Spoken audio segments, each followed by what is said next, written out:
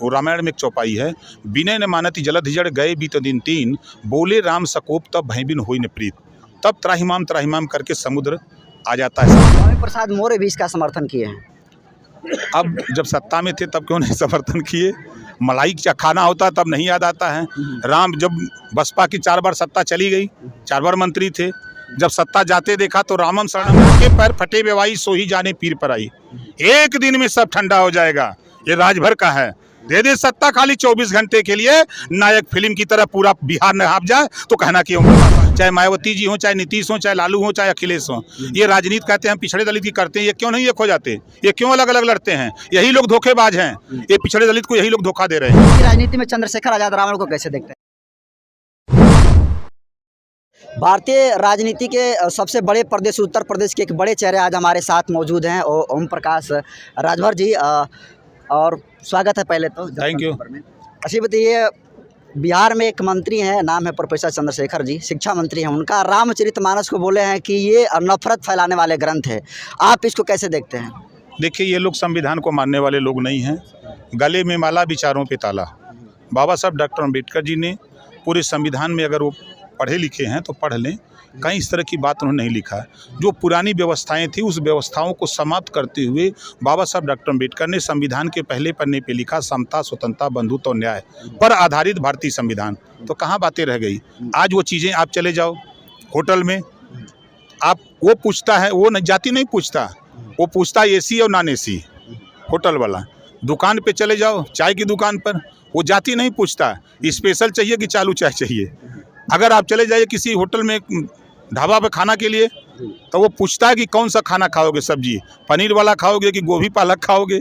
ये कभी नहीं पूछता कि आप किस जाति के हो, किस धर्म के हो, किस मजहब के हो। ये सारी व्यवस्था संविधान के दायरे में समाप्त। लेकिन सर, उसी रामचरितमानस पाठ में लिखा गया है कि ढोल गवार शूद्र पशु नारी ये सब है ताड़न के अधिकारी, तो आपके हिसाब से वो नहीं उसमें दर्ज है? नहीं लिखा है, तभी तो बोल रहे हैं। नहीं, एक शब्द बहुअरथ युत जय शोभा के हित। ये प्रसंग कब का है? जब भगवान राम समुद्र पार करने के लिए समुद्र को 3 दिन मनाया, जब समुद्र नहीं माना तब भगवान राम ने, वो रामायण में एक चौपाई है, विनय न मानती जलधि जड़ गए बीत दिन तीन, बोले राम सकोप तब भयबिन होई न प्रीत, तब त्राहिमाम करके समुद्र आ जाता है सामने। उसी समय की ये चौपाई है। उसी समय समुद्र कहा कि हे प्रभु, सर्व सृष्टि के निर्माता आप हो, आप श्रेष्ठ हो, हम लोग आपसे नीच छोट हैं, चाहे वो नारी हो चाहे कोई भी हो। उसी समय की ये चौपाई है। उस समय सुशोभित देती थी वो चौपाई, जो समुद्र ने इस बात को कहा था। स्वामी प्रसाद मौर्य भी इसका समर्थन किए हैं। अब जब सत्ता में थे तब क्यों नहीं समर्थन किए? मलाई क्या खाना होता तब नहीं याद आता है? राम जब बसपा की 4 बार सत्ता चली गई, 4 बार मंत्री थे, जब सत्ता जाते देखा तो रामम शरणम गच्छामि, उसी चौपाई को रखने लगे। उसी तुलसी की रामचरितमानस पर माला फूल अगरबत्ती चढ़ाए 5 साल, बेटी को सांसद, अपने मंत्री बन गए, तब तो नहीं दिखाई दिया। जब सत्ता से बेदखल हुए तब सत्ता के लिए पागल होकर के ये लोग बोल रहे हैं, और कुछ है नहीं। अच्छा, ये सपा प्रमुख जो अखिलेश यादव कह रहे हैं कि हमें शूद्र लोग कहते हैं, हम लोग को शूद्र समझते हैं। लोग नहीं कहते, वो कह रहे हैं कि हम शूद्र हैं। तो फिर मंदिर क्यों जा रहे हो? फिर दर दर भटक क्यों रहे हो? 2024 में लोकसभा का चुनाव होने वाला है, राजभर जी किसके साथ होंगे? अभी तो आपके साथ हैं। पॉलिटिक्स में सर? जनता के साथ हैं, अभी जनता के साथ हैं। कुछ सवाल है मेरे, जिसका जवाब हम आपसे एक वर्ड में सिर्फ लेना चाहेंगे। उस पर आपकी राय क्या है? आरक्षण। देखिए, आरक्षण एक ऐसी चीज़ है जो बाबा साहब डॉक्टर अम्बेडकर ने व्यवस्था दिया, जो निचली पायदान पे व्यक्ति है, किसी जाति धर्म का हो, सामाजिक और शैक्षणिक रूप से पिछड़ा है, उसको ऊपर उठाने की व्यवस्था है। एक अयोध्या के संत हैं परमहंस, बोल रहे हैं कि ये क्वालिटी को कम करता है, प्रतिभा को ये ख़त्म करता है आरक्षण। आज़ादी के पहले आरक्षण नहीं था, तब गुलाम कैसे हो गया देश है? उस समय तो आरक्षण नहीं था। ये गुलाम अंग्रेजों ने कैसे गुलाम बना लिया, मुसलमानों ने कैसे यहाँ 300 साल तक राज किया, तब तो आरक्षण नहीं था ना, तब तो इनको लड़ना चाहिए था ना। सर, बिहार में सारा बंदी है, इसको कैसे देखते हैं राजभर जी? ये डिलीवरी क्या कहते हैं उसको, होम डिलीवरी हो रहा है। दिखावा के लिए तो बंद है, लेकिन होम डिलीवरी है। क्या लगता है कि इस तरह का पहल जो है उत्तर प्रदेश में शासन ढीला है। एक शासन हमने देखा, चुनाव आयोग TN सेशन को, एक उसको देखा, एक हमारे यहाँ DM आए थे भूरेलाल, उनको देखा। ये शासन क्या करेंगे?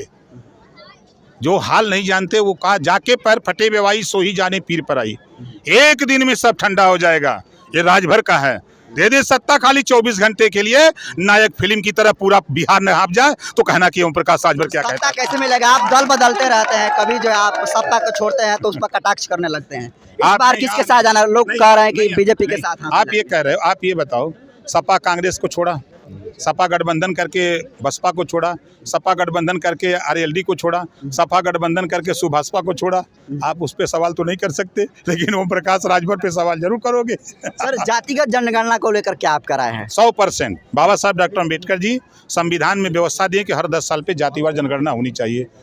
हम लोगों ने हर दबाव बनाया, जनता ने दबाव बनाया, नीतीश जी ने शुरू करा, लेकिन उसका सही तरीके से जनगणना करा लिया जाए, जिसकी जितनी संख्या भारी उसकी उतनी हिस्सेदारी। राजभर लोग के एसटी वर्ग में शामिल होने की बात हो रही है, बिल्कुल होना कितना चाहिए। लाभ होगा सर? देखिए, पहले तो शिक्षा में बच्चे पढ़ना शुरू कर देंगे। आज जो शिक्षा इतनी महंगी है, शेड्यूल ट्राइब्स में शिक्षा एक तरह से फ्री है। 100 रुपये में MA, MSc, BCom, M.Com में एडमिशन हो जाएगा, और सरकारी पैसे से वो पढ़ करके डॉक्टर, मास्टर, इंजीनियर, कलेक्टर बनने लगेगा।